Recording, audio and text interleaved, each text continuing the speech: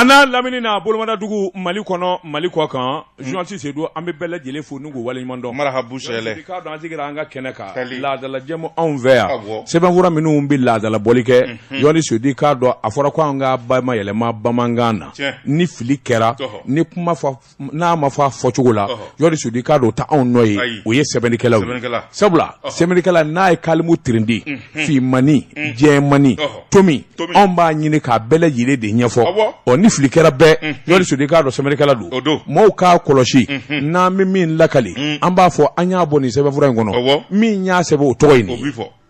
o bi kɛ o don dɛ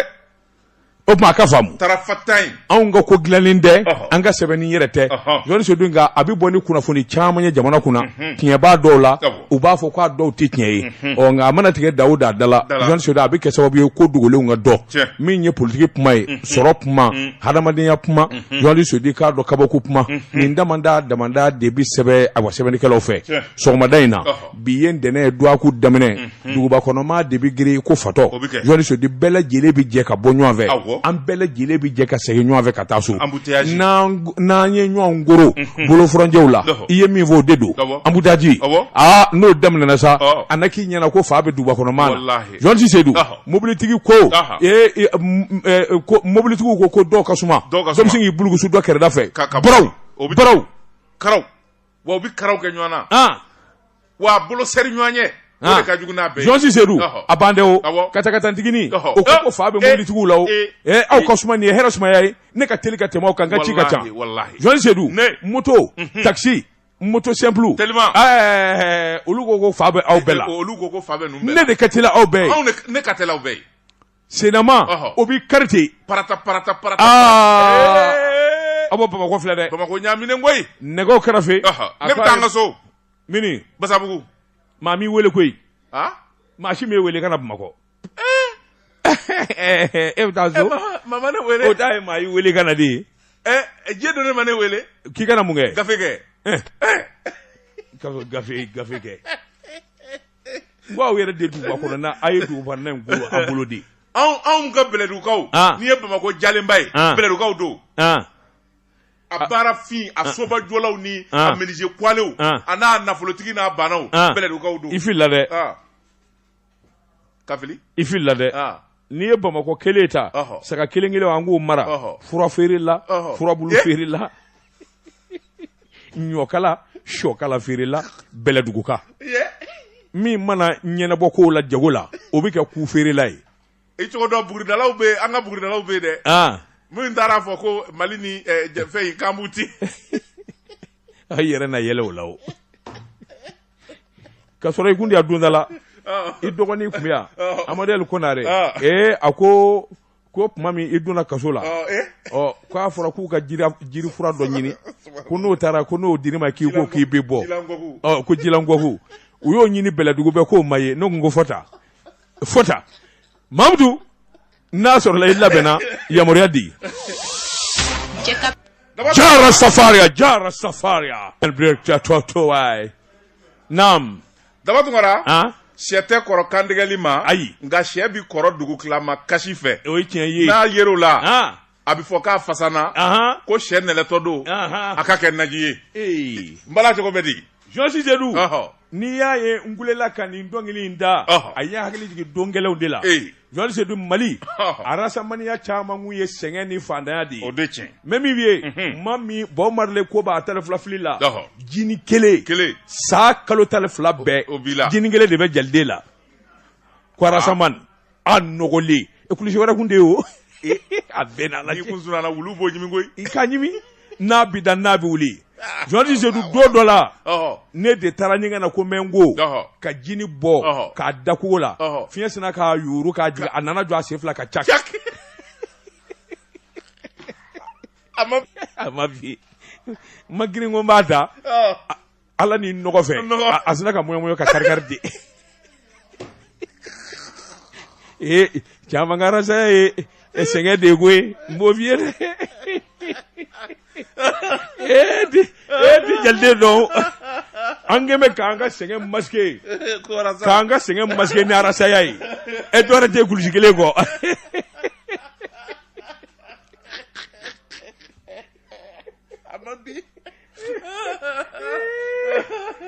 Allah alkulisi nana jɔ a sen fila kan ten non sɛgɛn min b'a kɛ ko dɔ la ko ye n ko mɛ n tora ka dɔrɔn a sina ka mugu ten Ala ni ɲɔgɔn fɛ jara safaria arasaw min sɔrɔ fa bi sisan arasaw la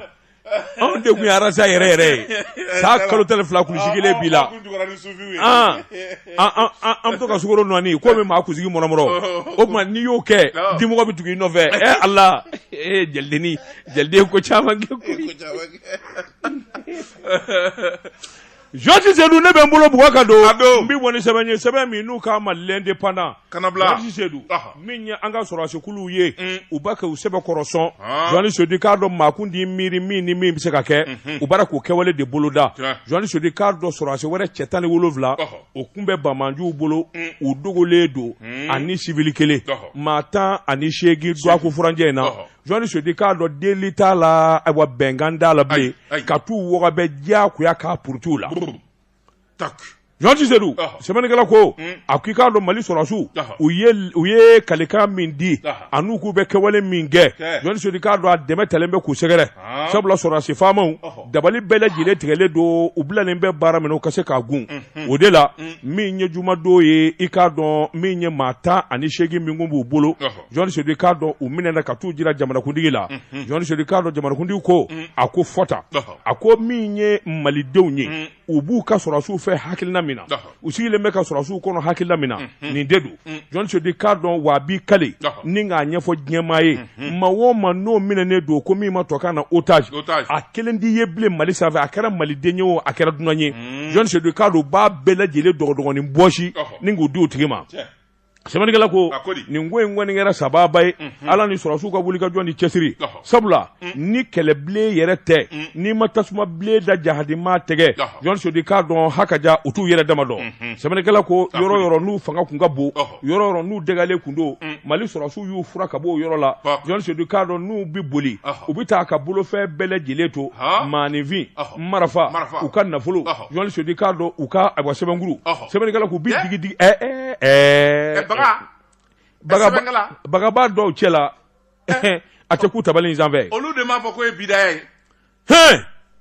olu yɛrɛ a banna e t'a ɲɛdɔn la hawla wala quwata Jɔsi Sedu sɛbɛnnikɛla ko ni otage ninnu bilalen mɔgɔw kamana ganna ni otage ninnu minɛna yɔrɔ min yɛrɛ la min ye tubabu sɔrɔdasiw ye olu de tun b'o lamini na fa bɛɛ lajɛlen la o tuma maa b'i yɛrɛ ɲininka n'o ko tubabuw ka janfan b'a la wa otage ko ye tubabu yɛrɛ de b'a jukɔrɔla la wa ɲininkali tɔ bɛ bɛn nin kun ye sɛbɛn ye an ye min bɔ indépendant kɔnɔ a ka bi bɔli la Daba Tunkara naamu ise mo nga kulo na ini flaw ndo min tɛgɛ don bi bɔ ni sɛbɛn ye an ko min ma le repère parce que ba n'o ye Idrissa Maïga ye nin y'a ka sɛbɛn ye Idrissa ko b'u ka janfa jugu n'u ka dana juguya a na ciw da zeni b'a fɔ ko gɔyɔ sabula tubabu cɛ kelen a kelen bɛ fɛn min ye ŋana ye n'a y'i ja a fɔ a ɲɔgɔnna t'a badenw na a ɲɔgɔnna tɛ muso wɛrɛ denw na tubabu jamana kan Vladimir Poutine l'Union soviétique l'URSS Dobrigien Karacho Poutine, Assimika Poutine, Colonel Sadio ka Poutine, c'est le même. Non, c'est Assimi, le Poutine de l'Afrique. Le Poutine d'Europe, ça c'est l'autre Poutine. Ça c'est Vladimir. Karacho,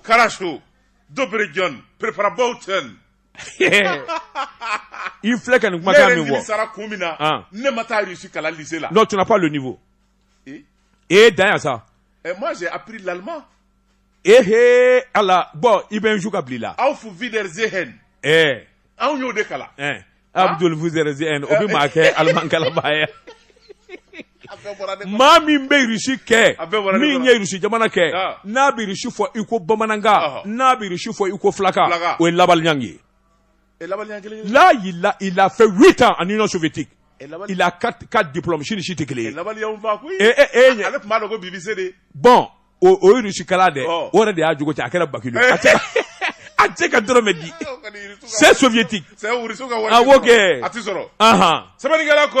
a ko fɛn min ye Vladimir Poutine ye tubabuw ka dengele a ko n'i y'a ta k'a lajɛ a ɲɔgɔn na cɛ tɛ u bɛɛ lajɛlen bi siran ɲɛ Poutine to a fɔli kɛnɛ bɛ kɛnɛ na n'i ko Vladimir Poutine cɛw jɔlen kɛnɛ ka cɛŋana Europe cɛŋanaw dɔw bi sugunɛ kɛ a tɔgɔ dama u bi sugunɛ kɛ sɛbɛnnikɛla ko a ko n'i y'a ta k'a lajɛ Poutine dun kun ye kangari da koyi a ye kangari da Faransi ye ka kangari da États-Unis ye tubabu jamanaw a bɛna ta a y'a cogo dɔn jamana min ni ne bi danbɔ n'o ye Ukraine ye aw ka maramafɛnjugu a bɛ ka na n'a ye dɔɔni a bɛ ka gala Russie frontière la a y'aw cogo dɔn ne ti kɛlɛ fɛ dɛ a kana n dalakɔrɔbɔ sɛbɛnnikɛla ko o kuma min n'o fɔra tubabu ye olu kɔni y'o jati sirankan ye Vladimir Poutine a ma kuma waati min na n'u taara sigi kɛ k'a fɔ fɛn min ye Ukraine yɛrɛ de ye dɛ a bɛna don OTAN tɛ dɔwɛrɛ dɛ kɛlɛbolo jugu min bɛ yen ni binkanikɛ jɛkulu don minnu taara bi Syrie kan minnu taara bi Libye kan minnu bɛ yen n'u taara bi Iraki kan o kɛlɛbolo jɛkulu binkani jɛkulu ninnu de don n'i y'a mɛn OTAN binkanikɛlaw don o cɛ ye Poutine ye sɛbɛnnikɛla ko a ko sɔrɔdasi kulu ninnu diɲɛ de bɛ wuli a tɛ ɲɛ o wa u ka subahana marifa ninnu a kelen bɛ k'a dasi diɲɛ jamana bɛɛ ma Europe dugu tɛ yen nucléaire bombe nucléaire i b'a dɔn a dasilen bi n'a i bolo da bitɔ kan a bɛ Faransi wuli ten ala k'an bɔ a bolo a maɲi dɛ yɔrɔnin kelen naam sɛbɛnnikɛla ko a ye kangari da a kana n dalakɔrɔbɔ n ti kɛlɛ fɛ a y'a to an ka bɛn an ka sigi ka diya a kana Russie menacer sabula Russie ye jamana baden ye anw ti sɔn maa si kan'a fɔ k'i b'anw bagabaga a k'a fɔ OTAN ye États-Unis ni Faransi Grande Bretagne u faralen ɲɔgɔn kan ani Allemagne ne kelen ti siru ɲɛ a y'o f'u ye est-ce que a kana n dalakɔrɔbɔ dɛ sɛbɛnnikɛla ko a ko n'i y'a ta k'a lajɛ jɛkulu jugu min bɛ yen n'o ye OTAN ye Organisation Atlantique Nord kɛlɛboloba de don min ye binkani jɛkulu ye sɛbɛnnikɛla ko a ko n'i y'a ta k'a lajɛ fɛn min ye sigikafɔ ni baara minnu kɛra o kɛra sababu ye fɛn min ye tubabu tɔ minnu bɛ yen olu kana fɛn min ye Poutine kɔni ye kana dalakɔrɔbɔ sɛbɛnnikɛla ko a ko fɛn min ye kɛlɛbolo ye a ma ɲɛ min kɔ Poutine ye kɛlɛ wuli sabula fɛn min ye Emmanuel Macron a yɛrɛ wulila a y'a dɔn k'a fɔ kɛlɛ ko bɛ Poutine kɔnɔ avion kɛlɛkɛminɛnw fɛn min ye bombe fililaw ye avion minnu bi pan minnu bɛ n'o ye u ka batoba ninnu ye sumarew Poutine y'a bɛɛ bɔ k'a bɛɛ ɲɛsin Europe ma ala danga nin kɛ u tɛna ɲinɛ an kɔ sa u ɲinɛna an kɔ u n'u fila de bɛ ɲɔgɔn na sa y'an to an mɛ parli ni Jean-Yves Le Drian u ti Mali tɔgɔ fɔ bilen o Sɛwukaw ka duwawu minɛna o n ko duwawu fɛn fɛn kɛra u n'u filankɛ filɛ ɲɔgɔn na Kita ni Segu ni Macron ye cɛ ye a ka kuma ba fɔ nin ma i ye duwawu fɛn fɛn kɛ yan ala k'u ɲinɛ an kɔ ala k'u ɲinɛna an kɔ fɔ tan France 24 wa 26 u bɛ journal kɛ k'a ban dɔ yɛrɛ t'u da nin kan a bɛɛ sɛbɛnni bilenma nka ma foyi y'a la ɲinɛna an kɔ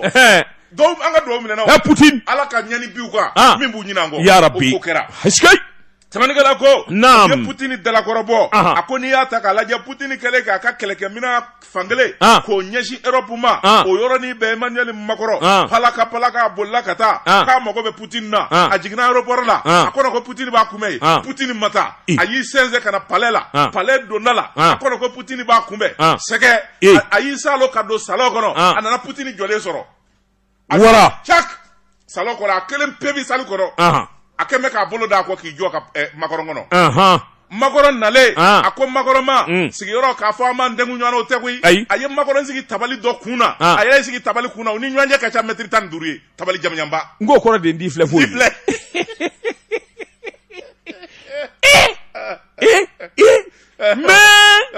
mais le monde part en cuir le monde part en cuir Macron a fiɲɛ bɔra sɛbɛnnikɛla ko Macron ye kumana ka kuma a tilalen Poutine sina ka a bolokɔniden da kɛ ka tabali kɔngɔnde a ye nin de kɛ k'a kɛ komi a bɛ tabali kɛ jeme ye ka Macron denmisɛnnin filɛ k'a fɔ Macron ɲɛna a bɛ min na a b'a dabila n'a m'a dabila a bɛ ne y'a dan o ma cokiri sɛbɛnnikɛla ko Macron taara u taalen Macron taara cɛya kuma fɔ ani fɛn min ye États-Unis ye u ye cɛ 800 bila ka taa Ukraine an b'a don ta an b'a bɔ ta o dugusɛjɛ Poutine ye kɛlɛ wuli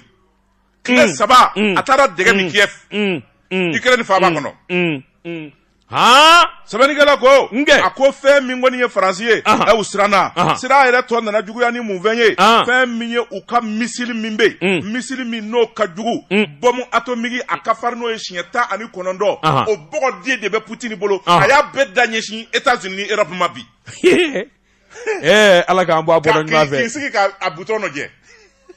ala kana ci dɛ n'a dimina a b'a digi dɛ sɛtɛnɛ kana don an b'a deli ala kama a k'a fa n'a ba kama Putini ka sabali koyi o m'a laɲini wa non a ka sabali non u bɛ segin u kɔ a ka sabali an y'a deli a k'a kɛ nabi ɲuman ye a ka butɔn tigɛ yan ala kana ci ala boy o ye ni butɔn dankɔrɔ sisan min bolo d'a kan sisan n'i y'o kɛ i b'an bɛɛ fa dɛ o ye diɲɛ wuli de ala ka ni ji a k'a bolo bɔ a kan sɛbɛnnikɛla ko a ko kunun ko Putini yɛrɛ bɔra ka kuma a ko fɛn min ye Faransi États-Unis OTAN jamanaw dara ni Bretagne k'olu ka baara tɛ foyi diɲɛ kɔnɔ ka bi maaw kan se tɛ jamana minnu ye o bi bi olu kan k'o kɔnɔfɛnw da k'ale ti diɲɛ n'a ye a k'u bina Iraki kan yan ko arme de destruction massive bɛ Saddam bolo u taara ka taa Saddam kɔni fa fu ka pétrole ta foyi ma ye u nana ka na bi Libi kan ka Libi ci fɛn ma ye Yougoslavie u taara o ci o cogoya kelen don u nana bi Syrie kan ka Syrie ci o cogoya kelen don a ko ni dɔ ye den ye I ka territoire banga do Ukraine ni min vale do a fa n'a ba sinji la ni fale di ba sinji la I ka pali kuma gɛlɛn fɔ Irisi b'o fɔ yɔrɔ yɔrɔ o tulonkɛ banna koyi naam Faransikaw ani fɛn min ye États-Unis ye u ko ale ni cɛw e ye naloma de ye anw tɛ kɛlɛ la anw bɛ bɛɛ de ɲini i kelen k'i ka kɛlɛ kɛ awɔ anw bɛ min ɲini Putini fɛ bi o ye sigi ka fɔ ye i kelen k'i ka kɛlɛ kɛ sɛbɛnnikɛla ko an bɛ don min na ko bi nin ko in fɔ kun malidenw ye dɔw wɛrɛ tɛ Mali yɛrɛ b'a ka nafa sɔrɔ nin na sabula hali bingali ko kuma min n'a b'an ka jamana kɔnɔ Faransikaw fɛ Putini nali min filɛ nin ye Mali kɔnɔ a bɛ kɛ sababu ye fɛn min ye tubabu sɔrɔdasi minnu bi yan a ko bɛ jɛ bajugu la k'u fiɲɛ bɔ fusa filɛ nin ye an ye min bɔ le repère kɔnɔ a ka bi bɔli la ha Putini Georges Seydou ne bɛ bolo bɔgɔ ka don n bɛ bɔ ni sɛbɛn ye sɛbɛn min n'u k'a ma rayon nɛgɛso rayon kisɛ sɛbɛnni kɛba a tɔgɔ de ko Kantara Famodi ko Georges Seydou k'a dɔn nin min bɛ sen na dɔgɔyama kɛlɛ don nin min bɛ sen na jɔnmaaya kɛlɛ don Georges Seydou nin min bɛ sen na bingani kɛlɛ don Mali kɔnɔ cɛ min fana ye wulikajɔ boloda k'i kɔ a da tubabu bilen la Choguel ko k'ala Mayiga o ka fɔ o kana kɛ maa dimiko ye o kana kɛ maa tɔɔrɔ ko ye Georges Seydou k'a dɔn dɔgɔtɔrɔ Choguel ko k'ala Mayiga politiki dɔnbaa don maa kegun don a kalannen Georges Seydou a ka cɛsiri wulikajɔ bolo kan o de kɛra sababu ye fɛn caman kɔni bɛ senna bi o ɲɛ ka se ka dɔn nka yalima janfa tigɛlen don ka Choguel kɔnɔ wa ɲininkali to bɛ bɛn Georges Seydou k'a dɔn dabalijugu ni fɛɛrɛjugu munumunu salo kuma lankolon fɔ Georges Seydou k'a dɔn maa minnu tɛ se ko la maa minnu ma deli ka ko dilan minnu tɛ se ka ko yɛrɛ dilan abada n'o bɛ politikimaw la Georges Seydou k'a dɔn olu ka wulikajɔ cɛmancɛ fanga a kɛra kelenya ye cɛmancɛ fanga ti ɲɛ nin cogo in na bɛɛ lajɛlen kan ka wele Georges Seydou k'a dɔn kuma fɔra inclusivité o don a tubabu ka de y'o ye Georges Seydou ni inclusivité ko kuma min bi fɔ sɛbɛnnikɛla ko dɔwɛrɛ tɛ bɛɛ lajɛlen b'i n'u jɔyɔrɔ ɲini sabula a dɔnna k'a fɔ a ka ja min ye wulikajɔ ni cɛsiriw ye fɛn caman baara ka ɲɛ wa Mali yɛrɛ baara ka dilan docteur Choguel ko k'ala Mayiga a dulokiba b'a kan na min ye transition ye CNT la Georges Seydou k'a dɔn awa bɛn kelen kun don kabini bi tɛ mars kalo tile 25 ko wulikajɔw ani taamasiyɛn kura minnu bɔlen don politikimaw kun y'a jira k'a fɔ n'o don kɔni sera o b'a jira k'a fɔ fanga tɛ yen o waasa olu ka se k'u da de u ka wele Georges Seydou k'a dɔn dɔ ka d'u ma jɔyɔrɔ ka d'u ma sɛbɛnnikɛla ko o dɔɔni min bɛ d'u ma u jɔrɔlen don fana ni Choguel ko k'ala Mayiga bɛ yen u b'a fɛ ka fɛɛrɛ tigɛ ani dabali o dabali tigɛ a tɛ ɲɛ o tuma mun de bɛna ɲɛ an ka dabali tigɛ ka nkalon da Choguel la Georges Seydou ni Choguel ma bɔ yen n'a ma furan ni cɛ kaana gɛlɛn an tɛ fɛn sɔrɔ Allah o don dɛ tant que Choguel bɛ yen foyi tɛ dun fɛ wa o dun u bɛ sa de koyi Choguel bɛ taa dɛ a bɛɛ ni sa bɛlɛ cɛ cɛ o cɛ magara Choguel la non inclusivité inclusivité an tɛ tiɲɛ fɔ ɲɔgɔn yan ni min bɛ kɛ directeur ye ka kɛ directeur ye place tɛ yen ministre fa b'u la o mun ministre de quoi munna ti premier ministre y'a di cadre mɔgɔw ma an ka taa an ka baara la ka premier ministre y'a di cadre mɔgɔw ma mais toi là tu nous fais reculer inclusivité ne veut pas dire anarchie aw fana aw ma éli koyi attention vous n'êtes pas éli an ma éli anw de ye Faransi gɛn anw ma eli anw de IBK ka fanga bi Ala ka hinɛ na anw ma eli anw de jamana bɔ bolo la anw ma eli sɔrɔsiw kelen bɛ ka san sɔrɔ bi nka an ma eli qui dit mieux démocratiquement an ma eli démocratie ye tiɲɛ ye san 30 ni kɔ démocratie tɛ tiɲɛ tɛ 30 et quelques années démocratie Mali kɔnɔ donne-moi quelque chose min bɔda bɛ min na to la constitution de Koko démocratie allez-y aux élections qui fait la constitution le peuple et qui est le peuple c'est nous tous cadre bala alors le peuple min ka kuma bi minɛ peuple jama bi yɔrɔ min wa ou bien jamandan jamanda joye ne ɲininka jama bi yɔrɔ min o de ka kuma minɛ ka di wa walima jama tɛ yɔrɔ jumɛn minɛ ka di a jama de ka kuma bi minɛ aujourd'hui le peuple est avec qui peuple kilalen don n'importe quoi dɔ bɛ Assimi Goïta ni Choguel kɔ nka dɔ fana bɛ cadre kɔ dɛ dɔ bɛ Tereta ni Musa Mara nɔfɛ e ta fa yera Basabugu kɔni i laban i tɛ taa Basabugu bilen ni m'u suila u ka tili da i ka caman ɲɛ on verra bien c'est pas obligé de passer par Jean Sedou ni Ala ye fɛn min dugu jɛ maa tɛ se k'o kunbɛn an ka tiɲɛ fɔ ɲɔgɔn ye don min Choguel bi kuma Nations Unies na k'a fɔ Faransi taara k'an don sangaba 7 la o y'u cun n'an ye Jean Sedou maaku de sigi n'a ye k'a fɔ farafinkɛ bɛ se ka nin bɔ a la o diyara n ye o kɛlen cadre wo fenêtre wo diyara an bɛɛ ye koyi et alors a ye tiɲɛ fɔ n ko dɔw bara ka boli k'u bɛ Faransi sɛgɛrɛ bi awɔ ka taa Faransi yan dɔw mana Abidjan sɔrɔ bi olu o bi jaw ye o bi jaw ye dɔw ka visa minɛnen don dɔw la o passeport minɛn'u la awɔ jugula bɛ kɛ ko k'a da an burankɛ don awɔ an burankɛ jumɛn don an dɔgɔmuso furulen d'a ma joni imamu denmuso in furulen d'a ma an fa tɛ imamu ye wa non imam tɛ ne fa ye dɛ ne kɔrɔkɛ don ne fa don awɔ bon ne dɔgɔmuso furulen don a ma awɔ ok Fatumata Diko voilà n'a bɛ min cogo dɔn mɛ den minɛ dɛ ayi awɔ Jean Sedou den fɛnɛ tɛ koyi dɔgɔtɔrɔ Choguel ko kala Mayiga Ala ye dugu jɛ bi Jean Sedou k'a dɔn maa tɛ se k'o tile kunbɛn Jean Sedou Choguel ko kala Mayiga Ala ye yelen mɛn n'a ye o fa ban man di Jean Sedou k'a fɔ i b'a bɔ k'a bin i tɛ se sabula tile min bɔlen don bi o ye Assimi Goïta ani Choguel b'i kale n'a bɛ kuma a bɛ kuma ni Assimi de ye ni Assimi bɛ kuma a b'i kale ni Choguel ye n'a ye maa min ja dɔɔni minɛ i ka yɛlɛma n'a ma maa min ja to ten jamana in bi bɔ a taama sira bi bɔ k'a jɛya pas n'i ma sɔn an b'a taama i kunkolo kan k'i su don ka taa n'an yɛrɛ ye a bɛɛ ni sabɛlɛ cɛ mais ce n'est pas la dictature c'est pas une dictature c'est une question de principe an sɛgɛnna sa an bɛɛ de tɛ maliden ye wa Mali an bɛɛ de ta ye o non il y a des Ivoiriens des Burkinabés parmi nous ça ce sont nos hommes politiques mais non mais je te jure mais tu doutes de la malianité du cadre du Mali mais bien sûr franchement jamana bi bolo min na an bɔra min ni min na ka tugu ɲɔgɔn kɔ ni maa ko hali bi k'e b'a ɲini an ka sago la an k'an ka du i ka maliyɛnya la très honnêtement toi là tu n'es pas neutre nin kun ye sɛbɛn ye an ye min bɔ rayon kisɛ kɔnɔ a ka bi bɔli la Mamadou jɛ ka pub k'a ka feerefɛnw lakodɔn nɛgɛ kanɲɛ 12 sera Bamako k'a fɔ jiginɛw ka bonyamasegi bɛ aw ye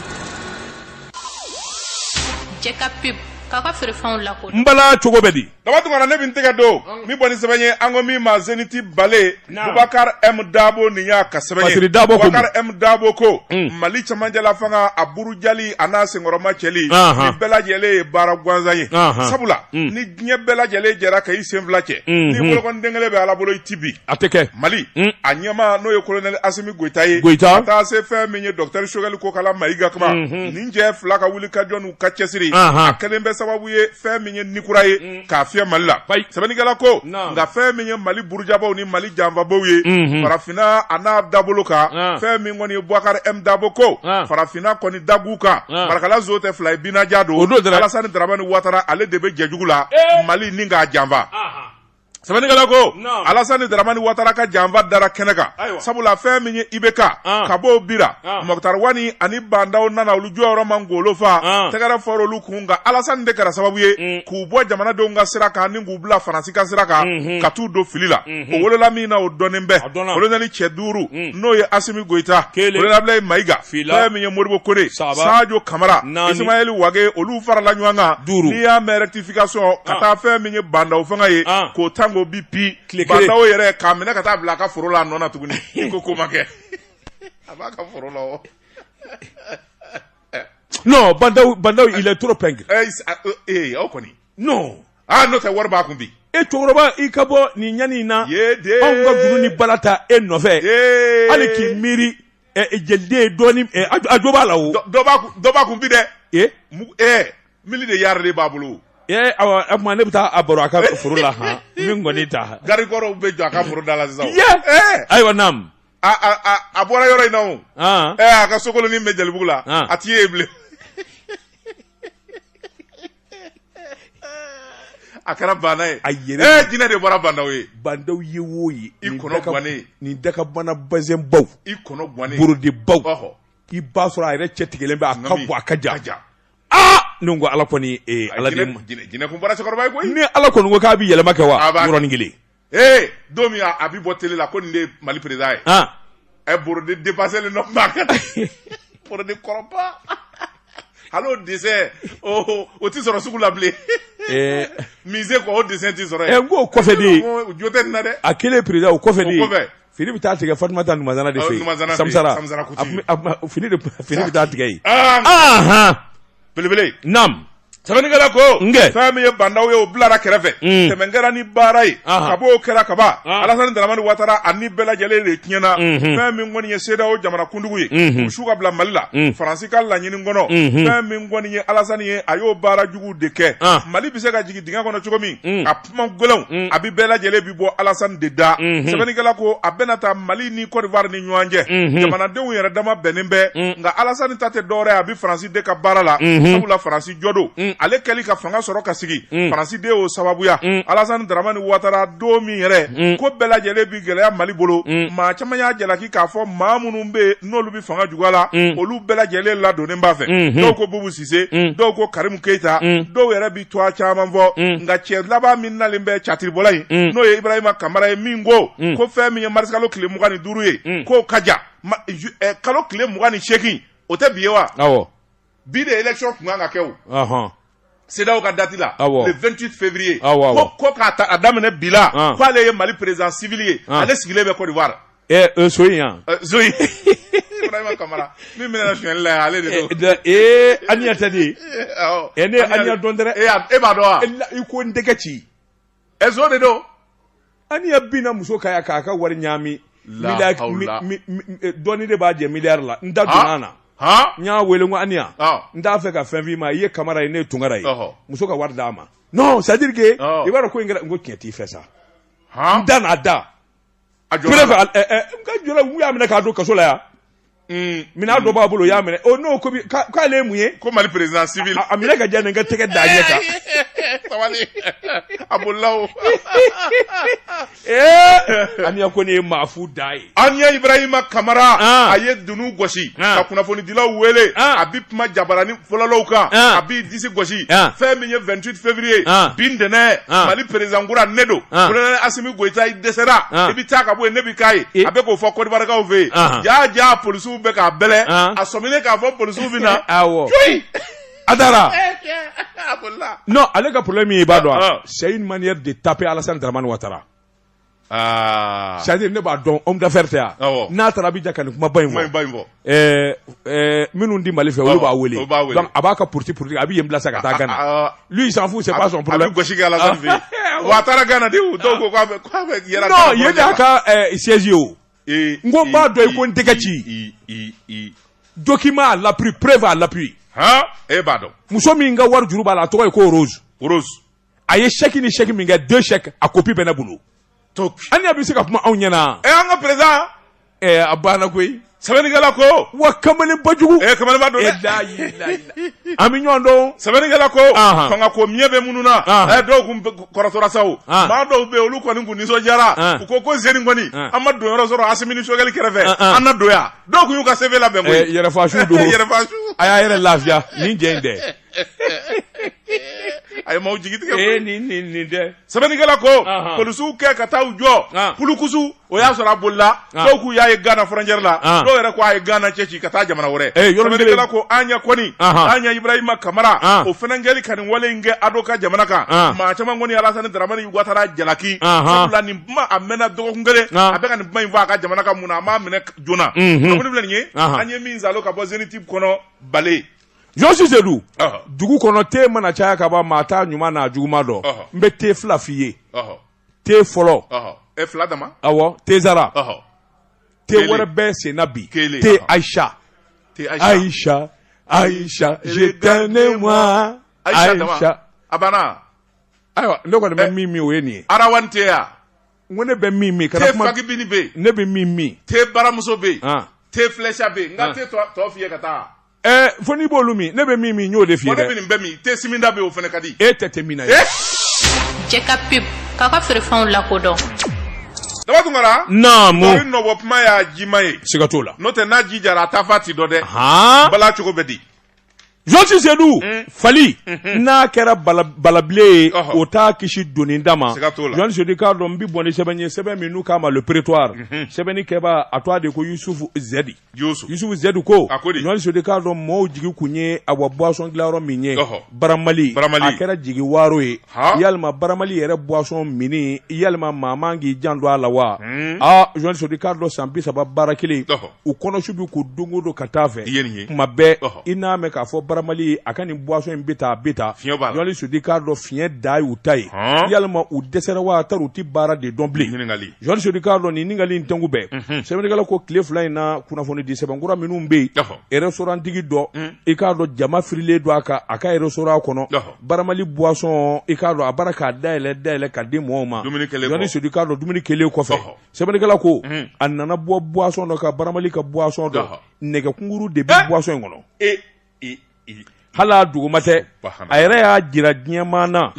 Josi Sedu k'a dɔn muso in kamana ganna kabini o kɔni kɛra Baramali boisson minbaw bɛɛ lajɛlen jɔrɔla Josi Sedu sabula kuma bɛɛ dɔ bɛ bɔ fɛn dɔ kan nka hali ni mɔgɔw kun b'u da de Josi Sedu n'a tɛ dabila a tɛ dabila i k'a dɔn a ɲɛna fɔ sa mɔgɔw k'u janto a la Baramali Josi Sedu k'a dɔn ayiwa min ye muso in ye boisson min n'a y'a dayɛlɛ ni nɛgɛkunkuru bɔra a kɔnɔ a ka o boisson i k'a dɔn a kun ye boisson fɛn o fɛn sa Baramali la a y'a bɛɛ lajɛlen fara ɲɔgɔn kan a ma taa n'a yɔrɔ la n'u ye min dayɛlɛ o kelen don n'u ye min dayɛlɛ i k'a dɔn Ala Baramali na mɔgɔ fa koyi ko k'a bɛ bɔ yɔrɔ min yen ne don wa yen do kɛ Fanta buteli ma ni manama ninnu n ko yen do Ala an dun b'o kan dɛ ayiwa a fɔlen filɛ ye sa o hali an b'a min su dibi la n'i b'a min kɔni n'i m'a tɛntɛn nɛgɛkuru bɛ k'i kɔnɔ dɛ Josi Sedu k'a dɔn Mali min ye nin boisson dilanyɔrɔ in ye n'o ye Baramali ye san 30 mɔɔw ɲɛna ale kɔni kan ka yɛlɛsa ka ko caman kɛ Josi Sedu k'a dɔn a ka boisson mini degunba fiɲɛba cɛ o cɛ min jan don Baramali boisson mini na Josi Sedu k'a dɔn i bɛ kosi i yɛrɛ ma sabula ni nɛgɛ tɛ min kɔnɔ jirifara b'o kɔnɔ ni jirifara tɛ min kɔnɔ i b'a sɔrɔ buteli nɔgɔlen don sɛbɛnnikɛla ko n'i y'o ye boisson na bɛɛ n'i y'o ye cakɛda la dɔrɔn a ta tiɲɛ dɔ don a ko an bɛ donni minɛ ko bi Baramali yɛrɛ kɔni bi ni ka shura n'u kan yalima bini yɛrɛ de kɛra sababu ye u ka baara kolo kɛ wa walima ka baara cɛjugu kɛ wa maa b'i yɛrɛ ɲininka a ko n'i y'a ta k'a lajɛ min kɔni ye a bɔ Facebook ye kunnafoni in sarilen don fa bɛɛ lajɛlen la k'i di maa min wata i k'a dɔn ale de y'o sɛbɛn ni k'a jaw bɔ k'a jira i k'a dɔn ayiwa n k'i ɲininka min ye nin ko in ye san 32 Baramali dɛsɛra malidenw kɔrɔ n'a ma ɲɔ kɔ faamaw ani sɛgɛsɛgɛlikɛlaw ani maa minnu bɛ wuli ka jɔ la ayiwa malidenw ka dumunikɔ ani minfɛnko la n'u ma wuli ka jɔ bolo da Baramali na maliden bɛɛ fa k'a ban n'o tɛ boisson ka di babilen ye dɛ Baramali ka boisson wa a to yen dɛ a fɔlen fili ye dɛ o tuma k'a kɛ ɲamaku ji ya buteli fɛrɛ talen kɔnɔ yala kɔni Ala k'an kisi wa a t'a kɛ ɲamaku ye o den ɲɔgɔn tɛ dɛ walima i ka lemuruba bisi k'o d'a ma awɔ on parle de babilen babilen lemuruba de ka ɲi a ma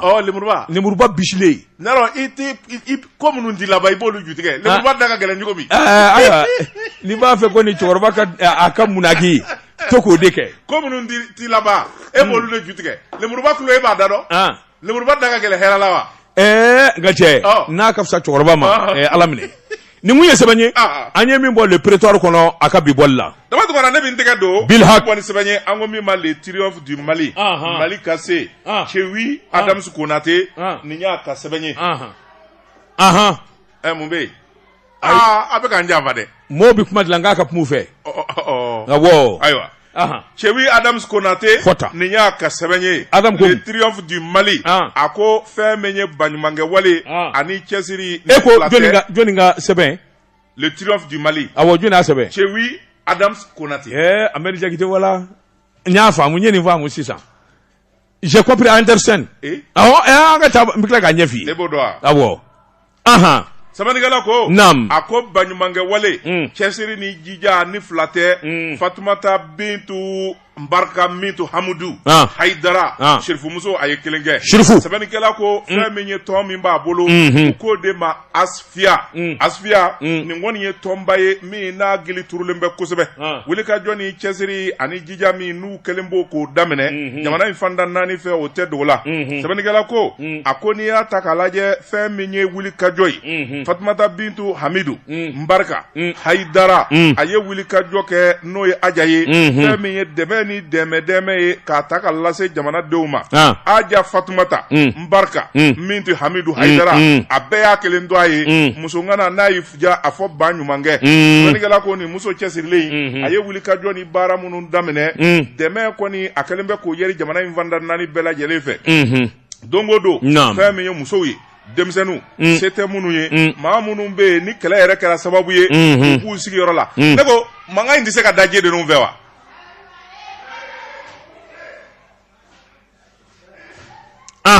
Fatumata Bintu Hamidu a ko n'i y'a ta k'a lajɛ o wulikajɔ n'o cɛsiri a kɛlen bɛ k'o yɛri fanda 4 bɛɛ lajɛlen fɛ min kɔni kɛlen bɛ sababu ye an bɛ don min na ko bi fɛn min ye a ka tɔn ye ni k'a gili sɛbɛkɔrɔ don a ko fɛn min ye sira dilanw pont dilanw ani fɛn min ye ka musow dɛmɛ safinɛ dilanw na ani ɲɔsi mansin k'o yɛri fanda 4 bɛɛ lajɛlen fɛ a bɛ nin baara in na dɔgɔkun furancɛ in na a ye wulikajɔ kɛrɛnkɛrɛnnen kɛ ka maa ci ka taa fɛn min ye falajɛ garabali la tasuma wulila minnu na n'u ka sow jenina baganw jenina ni se bɛɛ lajɛlen banu ye a taara ka taa fɛn min ye malo balo sukaro ani fɛn min ye dumunifɛn ye k'a kɛ ka remorque fa ka taa a to ye Fatumata Hamidu min Shirifumuso Hamudu Mbarka Haidara nin bɛɛ y'a kelen to a ye naam Aja Fatumata Barka Mintu Hamidu Haidara skay tuk naamu Sabanikɛla ko a ko n'i y'a ta k'a lajɛ dɛmɛ kɔni dira minnu ma aw ma tɔto ɲɛji la sabula fɛn min ye tasuma ye a bɔra sisan nɔgɔnni na ka olu ka gaw n'u ka sigiyɔrɔw bɛɛ jeni olu dun b'a laɲini u jaɲɔtɔ ka sigi ye kɛlɛ de kɛra Moti mara in na ani jamana kɔrɔyanfan fɛ maa bi fa don o don duguw bi jeni olu bolibaatɔ de nana ka n'u yɛrɛ kun sɔɔri yan u ma dɔwɛrɛ sɔrɔ u taara ka karata buguni minnu sɔrɔ wala ka manadɛbɛ fɛnsɛ ka manadɛbɛ koli k'o kɛ siso ye tasuma fɛnɛ wulila o la tuguni Sabanikɛla ko maa minnu ye hinɛbaatɔ ye n'olu ye hinɛbanjuw ye olu kɛli ka kɔfilɛ ko la a ko nin bɛnna olu ma kosɛbɛ maa minnu bɛ yen n'olu ye kuma in danɔ tigɛ kɛnɛ kan ye fɛn min kɔni ye cidenw ye a diyara u ye kosɛbɛ sabula u y'a jira k'a fɔ nin n'a ɲɔgɔnna caman nin bɛ Fatumata Bintu a ka wale a bɛ kɛ sababu ye fɛn min ye basigi ani jamanadenya ko hamina ɲuman don a la nin bɛ fɔ min kɔ o de ye kɔmikɔmikaw ka t'i sɛrigili la pɔn belebeleba a taara o dilan yen ni k'o t'o bandere tigɛ o pɔn in kɛra kɔ min da la san o san kɔ in de bi maaw bi fira a la baganw bi to a la Fatumata Hamidu a y'o tɔɔrɔ ta ka bɔ olu kan Sabanikɛla ko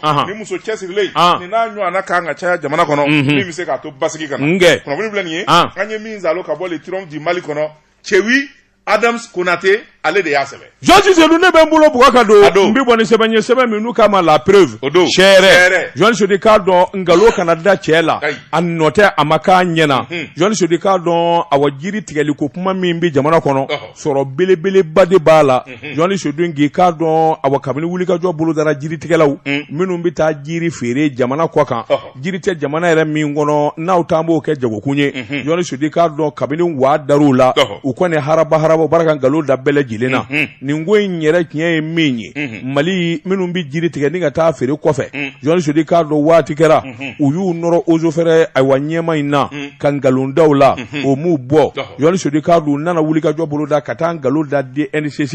i k'a dɔn o ɲɛma na sɛbɛnnikɛla ko DNCC a Bugadari cɛ kwalenba in cɛ falenba in a nin na Johnson ko ngalodo uko to ere ako minye ministre do de pumbe ikado ministre Amiyon Gindo ale de kunye environnement ministre watila o de wulika do boloda sa dola katama ni ka taa Kenya banfa inve awakungo kolo fanda mbada mimbe katinya daka atara soro journaliste di kado jiri tika ko cɛjugu ikado bingelembe furu ni jiri furu bauka